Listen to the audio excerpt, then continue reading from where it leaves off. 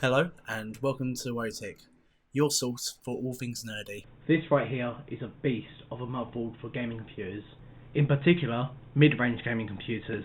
This is the MSI B350 Gaming Pro Carbon motherboard.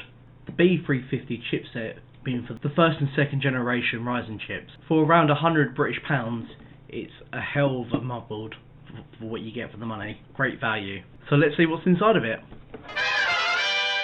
So here we have the MSI B350 Gaming Pro Carbon motherboard. This is a Ryzen motherboard that supports the first gen and second gen Ryzen processors. For the second gen Ryzen processors, you will need to do a BIOS update potentially. These came out before the second generation of Ryzen chips, but they are compatible with a BIOS update, which is good, something you don't get with the Intel chipsets. It was roughly about £105, which is very good for a motherboard. It has RGB, which is, always nice to have for a gaming motherboard. For some reason it says it has VR support. It's a motherboard. Motherboards don't really matter when it comes to VR. You can have any motherboard. It's not the motherboard that makes it. It's the CPU and GPU. So that just seems to be some pointless advertisement. People that don't really know what they're looking at. So as it says here, AMD Ryzen Desktop 2000 ready. So for the second generation ready. So hopefully we won't even need to do a BIOS update for that one. This is the B350, both there and there, chipset. So that is the second best chipset you can get for the Ryzen. There's quite a big difference in price between the B350, which is what this is, and the X370, which is the premium. The only real difference between the two is the amount of PCI Express lanes that you get and the support for multi-GPUs.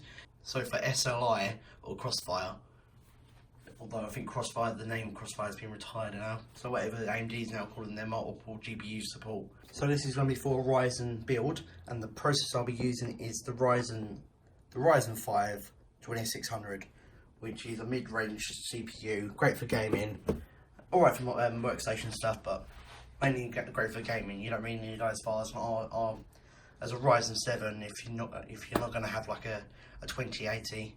The GPU for this build is going to be a 1070, so this will not bottleneck that. Okay, I have the seal broken now. Let's open it up. Okay, let's look what it comes with. Very important before you touch the actual motherboard and the circuitry on it is you've got to destake yourself. I'll do that now. I have carpet flooring, so that's going to drive up a lot of static. Okay, let's take this out.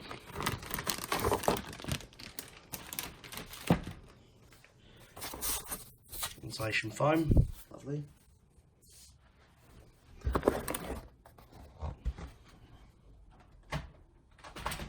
Okay, so you got the driver CD.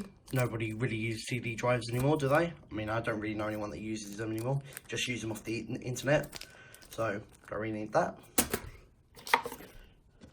You got a little thank you, and asks you to register it. Make sure it's showing that there. Okay, you got the instruction menu, pretty basic, quick install guide, yeah. Some labels, which you don't really find in many motherboard boxes, really. Instructions for the DIMM slots of the RAM. It tells you which order to put them in. Oh right, no, this is the proper guide for it. So the proper manual. It's going to come in all your languages that you need. You have your I/O shield. So yeah, you got your basics on there. And then you get 2 SATA cables and a... Oh, what's this? Something to do with audio?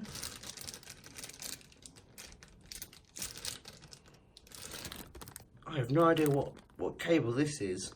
I would have to look further into that. Never seen that before. I have to look where that goes on the motherboard. And yeah, and 2 SATA cables. Okay, now let's get the motherboard itself.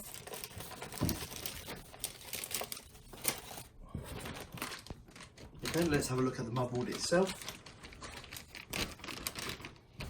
It comes in its anti-static bag, so remove that from there. Held together by a little bit of sticky tape, or a lot in this case. Okay, now here's the motherboard. Let's have a look at the I/O first. So where's the route I like to go? Okay, so in the I/O we have a PS2 keyboard input, 2 USB. They look like. Right, let me get the actual menu up. Okay, so look in. So it has on the left hand side, it's got two USB 2.0s. So very basic speeds. I believe that's 1 gigabit a second for 2.0. Then we have one DVI input, so that's for basic monitors. No one really uses them anymore, not for consumers at least. Then you have 4 3.1 USB ports. They are type A, they're the red ones, which are here and here. You've got one HDMI out, one Ethernet port, one USB Gen 2 Type A, so those are 10 gigabit speeds. And then below that you've also got one Type C USB, which is generation 2, which is as well 10 gigabit speed as well, so faster than the others. And then you've got your basic audio and you've got your optical port here. So that's pretty standard on all motherboards really. Let's put it down. So yeah, you got armor plating, you got a nice I/O shield here. You have 4 DIMM slots. That's for your DDR4 RAM. That's pretty basic. Comes with 4. You got your CPU power up here. You got your motherboard power here. That's your 24-pin slot. You got your Ryzen 1 and Ryzen 2 generation chipset. B350 chipset, I should say. Okay, so you can see here it's got 3 PCI Express X1 slots. Those are for things like network cards or for extra USB cards, so you can have more USBs if you wanted. It's got 2 X16 slots. Those are for your graphics cards. So if you wanted more graphics card support or anything that use the full X16, there are some network cards that do use the full X16. Bit of a waste if you ask me, but there you are. These have higher bandwidth than the X1 slots. Always put your motherboard into this slot. This is your higher slot. This is armor plated as well, so it's got more tug towards it, and it also will have the full bandwidth in the top one as well. So in this X16 slot, it's got a very clean look. This motherboard, I must say. It's got one M.2 slot that is for your storage, so you can get NVMe storage put into that, which will use your PCI Express lanes. Myself, I use a 970 Pro, which is a Samsung. Over 3000 meg read and write, pretty much. I think write is a little bit less than that, but read is over 3000. Okay, and down here you got your audio ports. You got your front USB. You got another front USB, so it supports a lot of front USB. These will be your 3.0s and 3.1s, I believe. Then over here. Here you have 4 SATA ports, so those are for your storage. You also have another USB header there. You got a system fan. You got a system fan here, another system fan there, a pump fan, so if you wanted to use water cooling.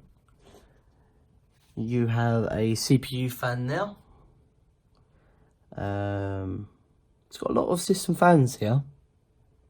It's got another system fan there. One right there, another system fan. Yeah, so that's really all you need to know about the motherboard, really. MSI, just over £100. So it supports 2nd gen and 1st gen Ryzen chips. It's a very good motherboard for the price. Unless you was using more than one graphics card, or you needed a lot of PCI Express lanes, there's no reason why you need to go above this. This will do perfectly for anything AMD Ryzen related. So I've just discovered I'm a bit of a massive idiot. I recently bought a new microphone, a Rode USB microphone, and I made that video, the one you just watched, and I was listening back in the editing thinking, wow, this sounds really bad. For, a £120 microphone, this sounds really, really poor. So I was thinking, wonder what I can find out online. So had a little look online, and people were saying go into the advanced settings in the Windows control panel for sound, and under the microphone you can increase the audio quality.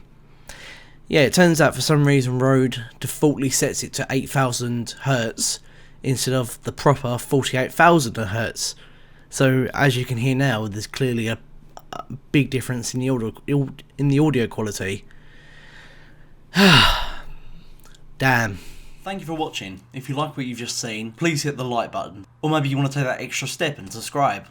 That's completely up to you. Thank you for watching. Take care.